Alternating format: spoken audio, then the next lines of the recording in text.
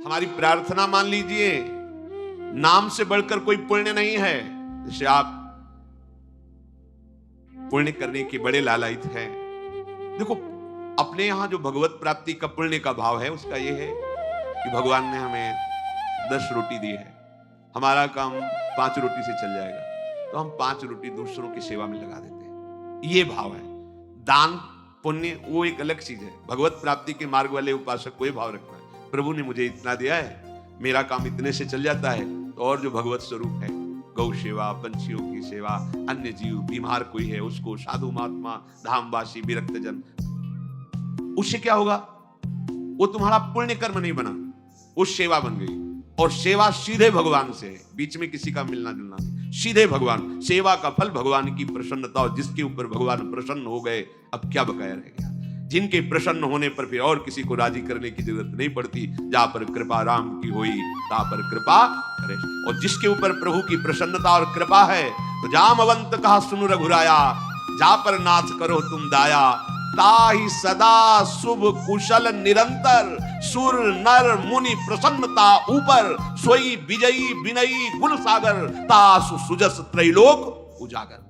भगवान प्रसन्न हो गए तो जितने ऋषि मुनि महात्मा, सबका आशीर्वाद आपके ऊपर हो, कौन परास्त कर सकता है? तो हमारी बात को ध्यान से सुनो।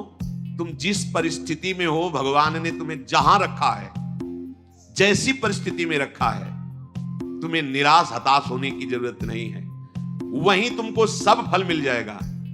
बस तुम ठीक से नाम जप करना शुरू कर दो। नाम जप अर्थात निरंतर भगवत संयोग, निरंतर भगवत। जय नाम तेई कृष्ण। कृष्ण नाम और कृष्ण स्वरूप अभेद है। जय नाम, अगर हम बोल रहे राधा राधा, तो मेरी लाडली जो राधा नाम रूप से मेरी जिह्वा में विराजमान है, अपार कृपा कर रही है। ये राधा नाम ऐसे सुनने को नहीं मिलता, ना जिह्वा में आता है। जब महारानी जी के रजोपसेवी रसिक जनों की कृपा, धाम की कृपा, तब जाके राधा नाम। ये तो राधा नाम वेद पुराणों से भी अलग है। ये अन्यत्र आपको कहीं नहीं सुनने को मिले। यहीं से बाहर हटिए, मथुरा जाइए तो जय श्री कृष्ण मिलेगा, जय श्री कृष्ण। ये भूमि जिसमें आप विराजमान हैं, ये महाप्रेमामृत का सार, परा विद्या स्वरूप राधा नाम। वृंदावन के वृक्ष को मरम न जाने कोई, यहाँ डाल डाल और पात पात में राधा राधा। यहाँ तो वायु भी राधा राधा बोलती है, यहाँ के पशु पक्षी राधा यशो मुखर मत, एक एक पक्षी यहाँ राधा राधा बोलता है। हमारी श्रवण इंद्रिय में दम नहीं, इसलिए हम समझ नहीं पा रहे। महाप्रेम समुद्र है श्री धाम वृंदावन। मन नहीं लगता, कोई बात नहीं। भाव नहीं बनता, कोई बात नहीं। आप केवल जिह्वाग्रे, जिह्वा के अग्र भाग में उच्चारण कीजिए, राधा राधा राधा। जिह्वाग्रे नहीं मन से अग्रे। मन लगे ना लगे, जीभ से बोलो, तुम्हारा काम हो जाएगा। नाम से जगन्यंता सर्वेश्वर भगवान खिंचते हुए हमारे पास आ जाएंगे। पतंगो यथा त्वामनु भ्राम्यमाणः। प्रभु हैं पतंग, नाम है डोरी, खींचते जाओ, राधा राधा राधा, नजदीक आते चले जाएंगे। पतंग को पकड़ना चाहो, डोरी छोड़ दो, कभी नहीं पकड़ पाओगे। नाम छोड़ दो, भजन छोड़ दो, और साधन करो, हरि नहीं अधीन होने वाले। डोरी है, नाम रूपी डोरी को निरंतर खींचते, राधा राधा राधा। पतंगो यथा त्वामनु भ्राम्यमाणः। मृत्यु का भय तुम्हें इसीलिए सताता है कि तुमने मृत्यु की तैयारी नहीं की। जैसे किसी गृहस्थ के यहां अचानक 20 आदमी आ जाए, वो घबरा जाएगा कि हमने कोई तैयारी नहीं की है, कैसे एकदम 20 आदमी एकदम। और जब बारात आती है तो 500-1000 आदमी आते हैं, मुस्कुरा के स्वागत करता है। क्यों? पहले से तिथि तारीख निश्चित थी, तैयारी फिट थी। 500 की जगह अगर 100 और बढ़ जाते हैं तो कढ़ाई चढ़ी हुई, कोई परेशानी नहीं। हमें जहां जाना है वहां का हमें परिचय प्राप्त हो चुका है, हमारा निश्चय हो चुका है, तैयारी है पूरी, अभी जाना अभी चलते, कोई परेशानी नहीं। लेकिन आपने तैयारी तो रहने की है, जाने की तो की नहीं। यहाँ पूरे विश्व में जितने भी हैं, कोई बिरले हैं जो जाने की तैयारी में लगे, नहीं सब रहने की तैयारी में लगे। नहीं, अब ये पेंट थोड़ा गंदा हो गया, नया पुतवा दीजिए, ये हो ये बनवा दीजिए, वो कर दीजिए, सब रहने की तैयारी में। आखिरी तक दांत खराब हो गए, नए लगा दीजिए। आंख खराब हो गई है, ऑपरेशन करके चश्मा लगवा दीजिए। कान खराब, मशीन लगा दी, मशीन। हाँ, वो दिल ब्लॉक हो रहा है तो नली डाल के वो कर दीजिए। अब रहने की तैयारी। अब जब जाने की बात आती है तो होश उड़ जाते हैं। हमने जाने की तो तैयारी नहीं की थी। मृत्यु से भय क्यों लगता है? क्योंकि तुमने जाने की तैयारी नहीं, और जाना पक्का है। जैसे सरकारी आदमी होता है ना, उसको बंगला गाड़ी मिलती है, प्रयोग करता है, उसकी आसक्ति नहीं होती, क्योंकि कब सरकारी आदेश आ जाए कि इस प्रांत से उस प्रांत में जाना, वहां बंगला गाड़ी मिलेगा। वो सरकारी है, प्रयोग कर रहा है, लेकिन उसकी आसक्ति नहीं। जैसे कोई कहे ना कि ये खिड़की का कोना टूटा हुआ है, क्या है, कभी भी आदेश आ सकता है कि आपको अमुक जगह जाना है, वहां नया बंगला गाड़ी मिलेगी, ये तो सरकारी है, वो ठीक करा। हमें तो केवल सरकारी काम। बिल्कुल ऐसे ही ये सरकारी गाड़ी मिली है सरकारी काम करने के लिए। भगवत प्राप्ति साधन धाम मोक्ष कर द्वारा, पाई न जे परलोक संभारा, सो परत्र दुख पावई, सिर धुनि धुनि पछताए, काले कर्म ईश्वरे मिथ्या दोष लगाए। अब जब बुलावा आया, डॉक्टर ने कहा कि बस 1 साल के हो तो ये कैंसर ले जाएगा, वो मतलब बचने की संभावना। क्योंकि तैयारी जाने की नहीं की थी ना, रहने की तैयारी की थी। अब कहां जाएंगे? जितना हमने प्रेम फैलाया वो तो यही है, जितना हमने कमाया वो सब यही है, जिसके लिए कमाया वो सब यही। अब हम कहां जाएंगे? हमारा मित्र कौन होगा? हमें प्यार कौन करेगा? हमारे पास है क्या? गया। मन पछितई है अवसर बीते, दुर्लभ देह पाए हरिपद भजु, करम बचन अरु जीते, मन पछितई है अवसर बीते। ये शुद्ध बनिता आदि जान स्वार्थ रत, ना करुणे सभीते, अंत ही तो ही तजेंगे पामर, तू न तजय बहीते। ये सब तुझे छोड़ देंगे, तैयारी कर। गुरु कृपा से हम अपने हृदय की बात कह रहे हैं, प्रतिपल तैयार है। क्यों? जैसे कभी स्मरण भी आया, कष्ट होता, जैसे कल था शैलेश बीच में एकदम प्रसन्नता होती, श्री जी के पास। कहां जाना है? श्री जी के पास। मृत्यु हमारे लिए मृत्यु थोड़ी है, श्री जी के पास जाने का पास है। अब फाइनल, अभी तक तो भाव से रहा, अब फाइनल, खत्म, संसार चक्र खत्म। अब तो अपनी लाडली के पास जाना है, बस। कितना आनंद! जैसे आपका कोई प्रिय है, वर्षों से आप उससे मिलना चाहते हैं, और गाड़ी आ गई, बुलावा आ गया, चलिए आप, तो आपको कैसा लगेगा? ये थोड़ी लगेगा कि भय लगे, नहीं, एक उमगन आएगी, आप तो तुरंत तैयार हो जाएंगे चलने के। हाँ हाँ हाँ, हम तो वर्षों से इंतजार कर रहे हैं, बस। ये जो मृत्यु तुम्हें भय प्रदान कर रही, तुमने तैयारी नहीं की। मृत्यु अमंगल में नहीं है, परम मंगल है। मृत्यु शोक नहीं है, महोत्सव है। बस यही समझ नहीं पा रहे। क्यों? भगवान ने मृत्यु को अपना स्वरूप कहा है। मैं सर्व कुछ हरण करने वालों में मृत्यु हूं, मेरे प्रीतम है मृत्यु, और कोई नहीं, श्री कृष्ण है। आलिंगन करो अपने प्यारे श्री कृष्ण का और निरंतर दिव्य लीला में पहुंच चलो। पर यह बात की कोई तैयारी नहीं कर रहा। साथ जीने की तैयारी हो, यही रहने को, किसी को नहीं रहने दिया जाएगा। ये सरकारी बंगला है, यहां ट्रांसफर होते रहते हैं, पुराने गए नए आए, पुराने गए नए आए। आप खुद देख रहे हैं कौन रहा। लेकिन अपने लोगों की बुद्धि इस बात में तैयार नहीं हो रही कि मुझे जाना है। अंदर से देखो, अंदर की बात कह रहे, बाहर से तो अभी आप हाथ उठाओ, कितने जाना चाहते हैं? क्या जाना? जब डॉक्टर कहेगा कि जाने की बात आ गई, तुम्हारी किडनी फेल, तुम्हारा दिल फेल, तुम्हारी इतना बड़ा मुंह बगल जा, अब क्या होगा? तो तैयारी नहीं थी ना। तैयारी है तो मुस्कुरा देंगे। हाँ, अंदर से हर समय एक आनंद धारा रहती है, वो किशोरी जी के चरणों की। सत्प्रेम सिंधु मकरंद रसौघ धारा, वो धारा हमें जीवित की है। वो धारा हमें ऐसे प्रसन्न रखती है कि किसी को ब्रह्मा का पद मिलने पर भी उतनी प्रसन्नता नहीं होगी जितनी प्रसन्नता हर समय बनी रहती है। ये केवल महारानी जी के चरणों के आश्रय से। पूज्य बाबा कह रहे हैं कि आप कल्पना नहीं कर सकते कि आप कितना सुखी हो जाएंगे। वही बात देखो, बात तभी समझ में आती है जब स्थिति परिस्थिति में वो बात रहे। आप स्वस्थ हैं, सब अनुकूलता है, और फिर आप कह रहे हैं प्रभु की बड़ी कृपा है, ठीक है। लेकिन जब आप प्रतिकूल परिस्थिति में अनुभव करें, वाणी से नहीं, एक होता है देखो कि अब भाई भगवान है, वो जो करेंगे तो सहना ही पड़ेगा, हाँ कृपा ही है, फिर मतलब एक सहना, और एक होता नहीं कृपा है, मैं अनुभव कर रहा हूं इसमें कृपा है, वो बात अब सहना ही पड़ेगा। और एक है कृपा। ये कृपा है जो अनुभव होता है, ये मृत्यु को भी भयभीत कर देगी। आप देख, कुछ नहीं, कुछ नहीं, ऐसा परमानंद प्रकट होता है केवल लाडली जी के आश्रय से। मतलब अब जैसे हम कहें कि जिस समय हम चिंतन करते हैं तो और हर समय करते क्या है, पर कभी कभी उसमें गाढ़ चिंतन जब होता है तब दिखाई देता है कि अरे ये जीव कैसा भ्रमित हो रहा है, कैसे इसका समय नष्ट कर रही माया। जिस समय में ये परम पद प्राप्त कर सकता है उसको कैसे नष्ट कर रहा है, बड़ी भूल हो रही, बड़ी भूल हो रही। तभी जब वो अंदर से कि आप क्या इतने घंटे सो रहे हैं, बर्बाद क्यों कर रहे हो? अरे एक वो नींद आने वाली है जिसमें सदा सदा के लिए तुम सो जाओगे, होश में हो, मृत्यु आने वाली है। यहां तो काम चलाना है, भोजन पाके, क्रियाएं करके, नींद लेके, ये केवल काम चलाना है। मुख्य हमारा कार्य है भजन, क्योंकि इससे हमारी गति बनेगी। हमारे जीवन का लक्ष्य भजन है। प्रभु की बड़ी कृपा, सच मानिए जिसको सत्संग मिल गया, सत्संग में स्नान करने पर फिर और कुछ कोई तीर्थ स्नान करने की जरूरत नहीं रह जाती। स्वाभाविक है, सत्संग का फल है। मज्जन फल पेखिए तत्काला, काक होए पिक बको मराला। अगर सत्संग रूपी तीर्थ में स्नान कर लिया तो कौआ कोयल हो जाएगा, बगुला हंस हो जाएगा। इसका तत्काल का प्रभाव है। एक सत्संग का शब्द आपके जीवन को बदल देगा।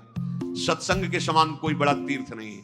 अगर इसमें जो रोज अवगाहन करते हैं पर आचरण में उतार ले, कुसंग ना होने पावे, तो सत्संग तुम्हें महात्मा बना देगा। पैंट शर्ट में तुम महात्मा होगे, गृहस्थी में रहते हुए तुम महात्मा होगे। महात्मा कोई बाहरी वेश ही नहीं है, महात्मा एक स्थिति है। महात्मा की एक स्थिति होती है। ये बात बिल्कुल याद रखना, कभी निराश मत होना। तुम्हें कभी ये सोचना नहीं पड़ेगा कि मेरा क्या होगा। यदि एक क्षण भी तुम बर्बाद नहीं करोगे तो बर्बाद व्यर्थ करना। तो यहां अगर भगवत भजन नहीं हो रहा तो सब व्यर्थ जा रहा है। आप देखो यहां सत्य कुछ नहीं, मान लीजिए कुछ सत्य नहीं, दिखाई सब कुछ दे रहा है, कुछ नहीं। ये जादू है माया का, जादू।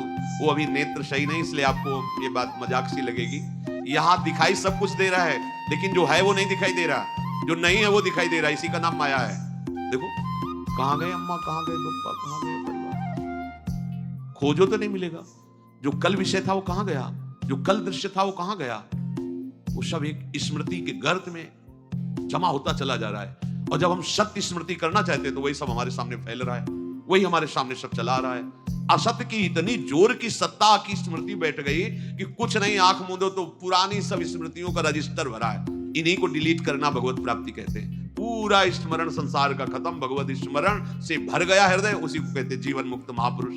तो मेरी बात मान लो, एक क्षण भी भजन से बिलग न जाने पावे। सेवक जी महाराज भी कह रहे हैं कि कबहू काल वृथा नहीं जाए। एक क्षण भी तुम्हारा व्यर्थ नहीं जाना चाहिए। व्यर्थ क्या है? अगर भजन छूटा, नाम छूटा, भगवत आश्रय स्मृति, वो व्यर्थ जीवन है। चाहे जितना आप कमा लो, कुछ नहीं। ये ऐसी बाढ़ सी आती है, घटती देखे जाते हैं। किसी व्यक्ति को हमने देखा था एक बार, वो पूरा परिकर आए थे, सोने की कटोरी, चांदी की कटोरी, चांदी की थाल, किसी में अनार के दाने, किसी में पपीता के हुए, ढेर सारी चौकी में बाल भोग के समय।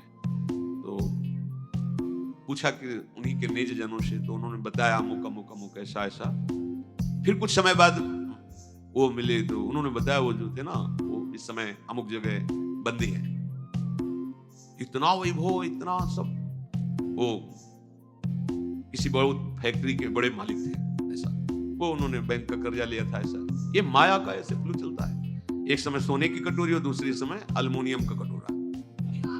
बड़ी विचित्र खेल। कभी इस पर भी, ये सत्य नहीं है, ये नाटक है माया का। सत्य है हरिनाम, हरे नामयु, हरे नामयु, हरे नामयु। मान लीजिए, ये मत समझिए कि हम बाबा जी तो भगवान के पक्ष की बात केवल कह रहे। सत्य विषय यही है, सत्य विषय यही है। अगर आप भगवान का भजन नहीं करते तो जो भी कर रहे हो, हाथ कुछ नहीं लगेगा, बटोर लो। संतों ने उसको ऐसा बताया है कि जैसे अंधा आदमी एक दुकान में गया और कहा कि हमें कुछ सेवा बताओ, तो बोले हम क्या तुमको सेवा बताएं, क्योंकि आंख तो है नहीं। अगर कहीं साबुन उठा के दो, माचिस उठा के दो, तो तुम्हें पता ही नहीं, दिखाई नहीं दे रहा। ऐसा करो, तुम मूंज की रस्सी बटो, तो बैठा दिया मूंज, और एक भैंस का पड़ा के लग गया, तो मूंज चबा ले, वो जैसे जैसे सरकाता वो चबा जाता।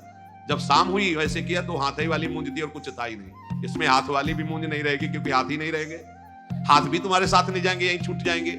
ये पूरे संसार की जितनी क्रियाएं, जितनी वस्तुएं, अगर भजन नहीं हो रहा तो सब व्यर्थ है, सब व्यर्थ। कैसे? जैसे पूर्व में भी हम कुछ रहे होंगे, इस जन्म में हमारे पास क्या है वो पूर्व का? ना वो संबंध है, ना संपत्ति है, ना पढ़ाई है, ना वो बल है, ना वो बुद्धि है। फिर नया नया नया कब तक चलता रहेगा ये प्रपंच? इसलिए प्रभु ने इस बार तुम पर अहेतुकी कृपा करके ये संयोग प्रदान किया है। दुर्गा जी कह रहे बार बार तो बनत नहीं या संयोग अनूप, मानुस्तन वृंदा विपिन रसिकन संग और विविरूप श्यामा श्याम की उपासना। मैं आपसे फिर प्रार्थना करता हूं कि आप केवल प्रभु के आश्रय में रहना, वो संभाल लेंगे। आप कोई भी हो, कैसे भी हो, आप चेत सुदुराचारो भजते मामानन्य भाग सादरीव समन्तव्या सम्यक व्यवसिता, ऐसा वो संभाल लेंगे। बड़े कृपालु हैं, बड़े कृपालु हैं। देखो, कोई भी प्रकृति के द्वारा रची हुई वस्तु अपना स्वभाव नहीं छोड़ती। स्वभाव है अपना अपना, सबका स्वभाव, प्रकृति की हर वस्तु का एक स्वभाव है और वो अपने स्वभाव का प्रभाव दिखा के ही रहती है। पारस का एक स्वभाव है कि छू जाए लोहा तो सोना बना देती है।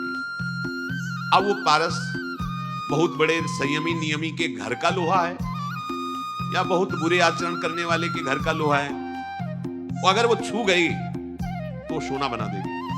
ऐसे भगवान का नाम का एक स्वभाव है और उसका प्रभाव है।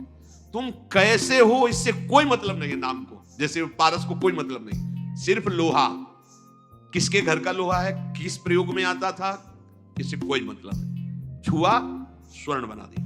ऐसे ही नाम, तुम कौन हो, किसके घर के हो, कैसे आचरण वाले हो, कोई मतलब उसको नहीं। शुरू कर दो नाम जपना, वो आपको संभाल लेगा। पारस तो सोना बना देती है, लेकिन ये नाम नामी को अधीन करा देता है।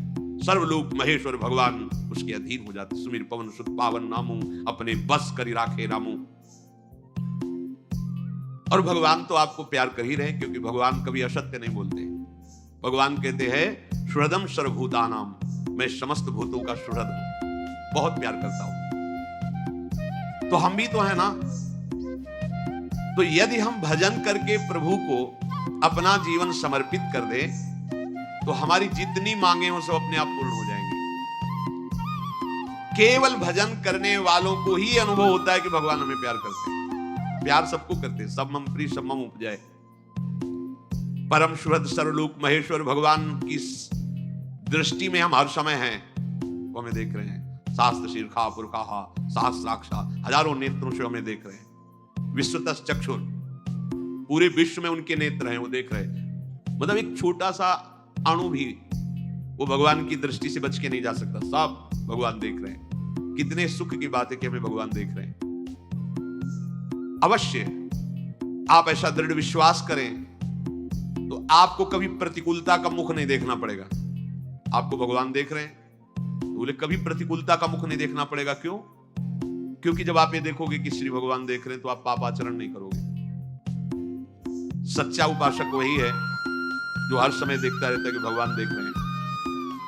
दो शिष्य बनने के लिए एक संत भगवान के पास गए, तो कहा हम आपके शिष्य होना चाहते हैं, कंठी भी लाए, माला भी लाए, दे दीजिए। हाँ, 2 तरबूज मंगाए और कहा जाओ इन 2 तरबूजों को अलग अलग ले जाओ और ऐसी जगह इसको अमनिया करो, काटो जहां कोई देख ना रहा हो। ये गए, थोड़ी देर में काट के आ गए। महाराज जी बोले उसको भी आ जाने दो।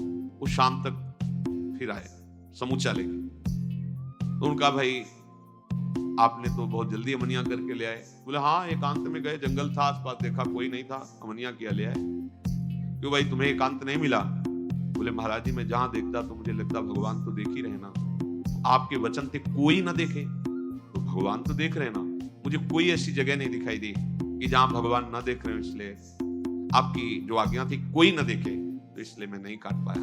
उससे कहा तुम तरबूज खा लो और जाओ। और उससे कहा तुम आओ, तुम्हें हम दीक्षा देते हैं क्योंकि तुम इस बात के अधिकारी हो। वास्तविक परमार्थ का पथिक वही है जो सर्वत्र ये बात देखता है कि भगवान मुझे देख रहे हैं। जिस प्रेम से भगवान अधीन होते हैं वो प्रेम केवल नाम से प्रकट होता है। उस प्रेम का परिवसान कहीं और ना होने पावे, ये सूक्ष्म बात है।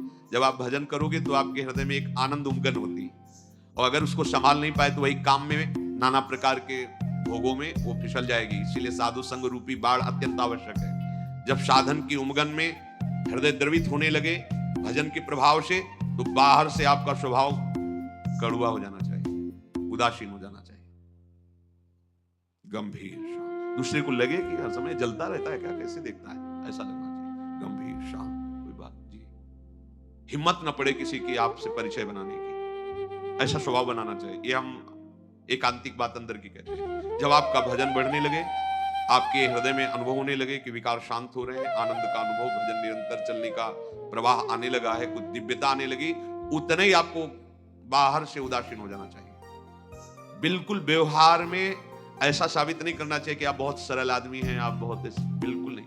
ऐसा लगना चाहिए रुक्ष आदमी है क्या, इसमें प्रियता तो झलक ही नहीं रही, ऐसा। और बात करने के लिए एक बार सोचना पड़े किसी को कि इससे बात करना है यार, इससे बात ना करना ही अच्छा है, ऐसा लगे कोई।